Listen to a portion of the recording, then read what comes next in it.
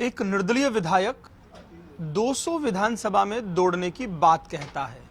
वजह बताता है कि युवाओं के साथ अन्याय हो रहा है।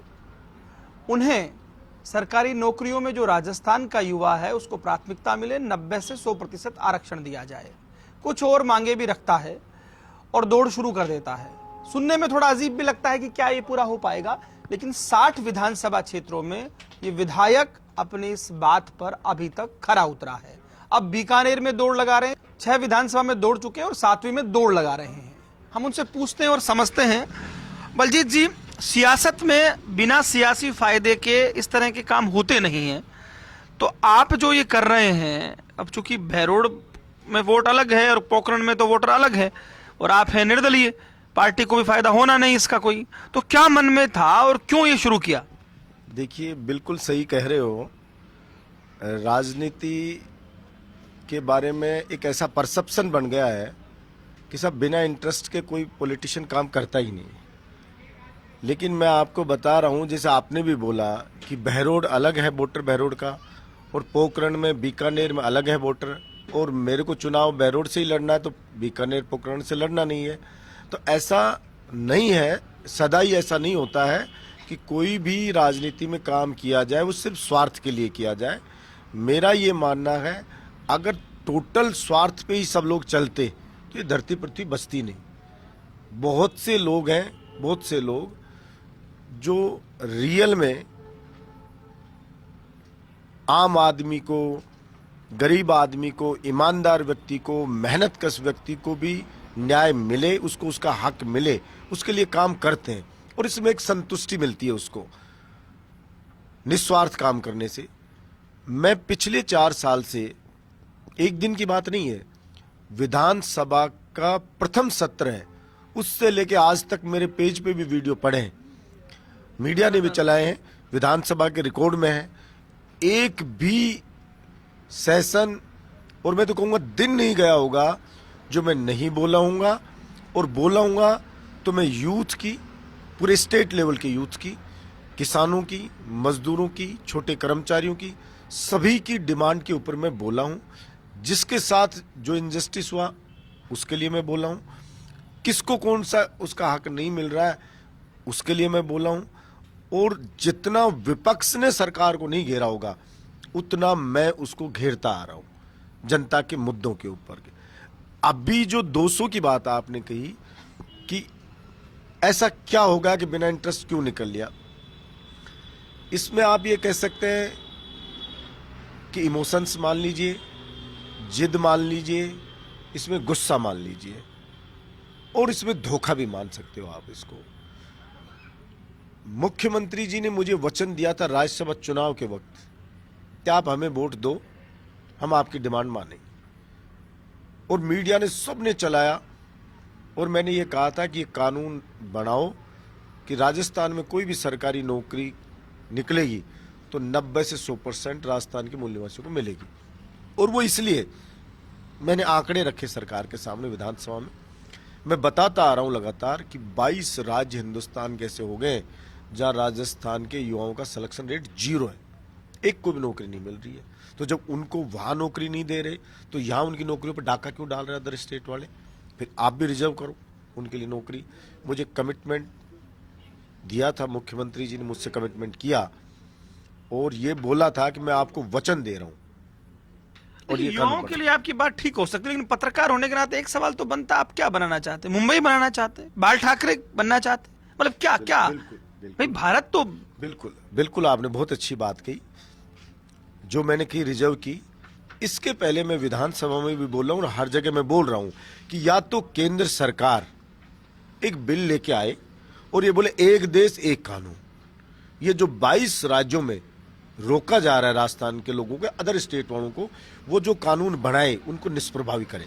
जैसे बिहार ने बना दिया, सरकारी नौकरी में वही अप्लाई करेगा जो बिहार का मूल निवासी हो। राजस्थान के युवा के लिए पीड़ा है फिर ये, सिर्फ ये पीड़ा कि भाई या तो हमें वहां नौकरी हमें भी मिले, हम नहीं कह रहे कि बनाओ, हमें भी मिले, लेकिन उन्होंने बना दिया है तो या तो वो कानून जो उन्होंने बनाया वो निष्प्रभावी हो, वो हो जाए तो हमें कोई आपत्ति नहीं।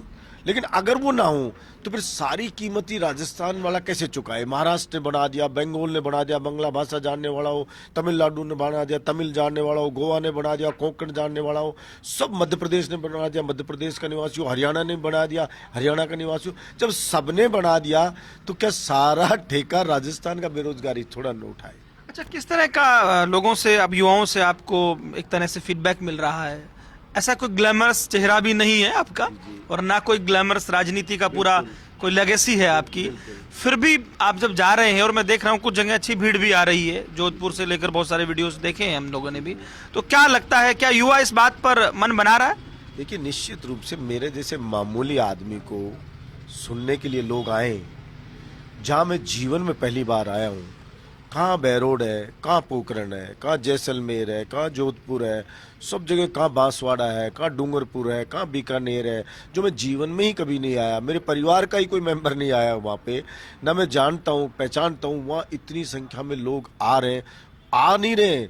मेरे साथ जोधपुर के अंदर 104 किलोमीटर धूप में दौड़े लोग, 104 किलोमीटर नॉन स्टॉप, सूर्य उदय से सूर्य अस्त तक मैं दौड़ा। सब जगह दौड़ रहे हैं, किलोमीटरों दौड़ रहे हैं, कोई 20 किलोमीटर, कोई 25 किलोमीटर, कोई 5 किलोमीटर, कोई 4 किलोमीटर, चाहे कोई 2 किलोमीटर, लेकिन दौड़ रहे हैं इस गर्मी में। तो वो दौड़ रहे हैं। मैंने हर जगह मैं कहता हूँ कि भाई ये इस बात को प्रमाणित करता है कि मामूली से आदमी के साथ दौड़ना, सपोर्ट करना, माला पहनाना, साफे देना, पुष्प वर्षा करना, इसका मतलब वो मांग बलजीत यादव की नहीं है। वो मांग 36 कौम के राजस्थान के बेरोजगार युवाओं की मांग है। वो राजस्थान के 8 करोड़ जनता की मांग है। जब मैं बात करता हूँ किसान को एमएसपी पे उसकी फसल को खरीदा जाए, उसको बिजली पानी की सुविधा दी जाए, किसान के खेत तक पानी पहुंचे, मजदूर को पूरी मजदूरी मिले, भ्रष्टाचार पे लगाम लगाए, पेपर लीक की घटनाएं रुके। और अच्छा, आप पेपर लीक पर एनकाउंटर की बात कर रहे हो, अब इसमें बहुत सारे लोगों को आपत्ति है भाई। देखिए, सुनिए साहब, बिना कोई भी स्टिक कदम उठाए भय बिन प्रीत नहीं, ये कहना चाहिए। भय बिन प्रीत नहीं, ये हो नहीं सकता है। भगत सिंह जी को भी कोई आतंकवादी कहते थे बहुत सारे लोग अंग्रेज शासन में, लेकिन भगत सिंह जी ने कहा कि भाई अब बहरों को जगाने के लिए धमाकों की जरूरत होगी। कुछ उन्होंने तरीके अपनाए जो सोफिस्टिकेटेड लोग हैं उनको पसंद नहीं थे, उनकी नज़र में वो इलीगल थे, लेकिन मरता क्या नहीं करता। बल्कि संविधान के खिलाफ हो जाता है ना। मैंने कहा हो जाता है, संविधान के खिलाफ हो जाता है।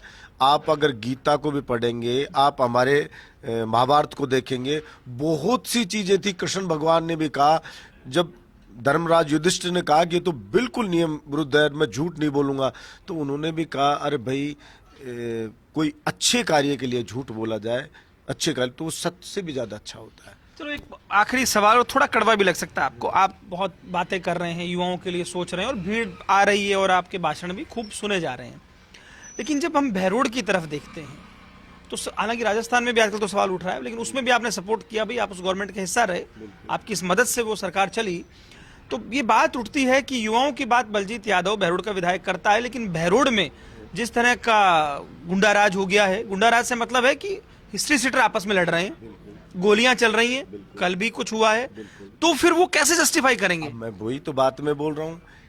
मेरे बहरोड के अंदर जो भी गोलीकांड हुआ हो, जैसा भी हुआ हो, आज से पहले का रिकॉर्ड कभी का उठा कर देख लेना।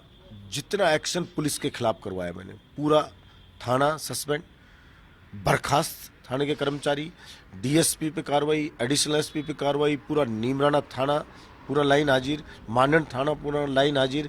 और मेरे हाथ में क्या है, मैं क्या कर सकता हूँ निर्दलीय एमएलए। मेरे यहाँ पे कोई रिश्वत मांग रहा है तो मैं कहता हूँ मुझे बताओ, 51,000 का इनाम दूंगा, और मैं दे रहा हूँ, और 27 लोगों पे कार्रवाई करा चुका हूँ। पहले सरकार चला रहे हो तो आप बहरोड में? नहीं, पहले नहीं चला रहा, मैं एफर्ट्स कर रहा हूँ जो एक विधायक कर सकता है। मैं अपना 100% देने का प्रयास कर रहा हूँ। रही बात गैंगस्टर की, आपने देखे किन लोगों से रिश्ते होते हैं? एक भी कोई बता दीजिए केस कि बहरोड में कोई बदमाश से मेरा रिश्ता रहा हो। जो गैंग 2 भिड़ी हो, उनमें एक से भी मेरा कोई रिश्ता रहा हो। उनके रिश्ते उन्हीं से मिलेंगे जो मेरे विपक्ष के लोग हैं। तो यानी वो अनरेस्ट करना चाह रहे हैं? अब वो आप कुछ भी उसको कह सकते हो, लेकिन मैं शुरुआत से कहता आ रहा हूं कि क्षेत्र में ऐसा माहौल होना चाहिए जहां शरीफ आदमी स्वाभिमान के साथ अपने सपनों को पूरा कर सके, वो जी सके। और मैं उसी लाइन पे हूँ। और बहरोड में मेरे एमएलए बनने से पहले इतने बुरे हालात थे, हरियाणा की बड़ी बड़ी गैंग आई हुई थी, चौथ वसूलियाँ होती थी। आज बहरोड के किसी भी व्यापारी साहब जाके पूछ लेना किसी से भी, वो ये कहेगा कि बहरोड में पहली बार ऐसी शांति हुई है, चौथ वसूली बंद हुई है। बाकी एक आध अब ये घटनाएं हुई तो गोलीबारी की, वो आपस में रंजिशवश, कोई ये नहीं आपसी तो दौड़ जारी रहेगी अब युवाओं के लिए? निश्चित रूप से जारी रहेगी।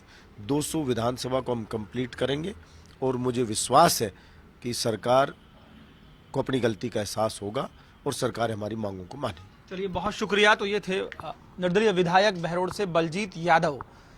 अब देखना होगा कि इनकी ये दौड़ धूप जो युवाओं के लिए कर रहे हैं वो युवाओं के काम आती हैं या इनके सियासी सफर में भी उसका कोई योगदान रहता है। चाहे जो भी हो, लेकिन ये हकीकत है कि इनकी दौड़ के दौरान युवाओं की भीड़ दिखने लगी है। कैमरा पर्सन गुलाम रसूल के साथ Lakshman Raghav, First India News, Bikaner.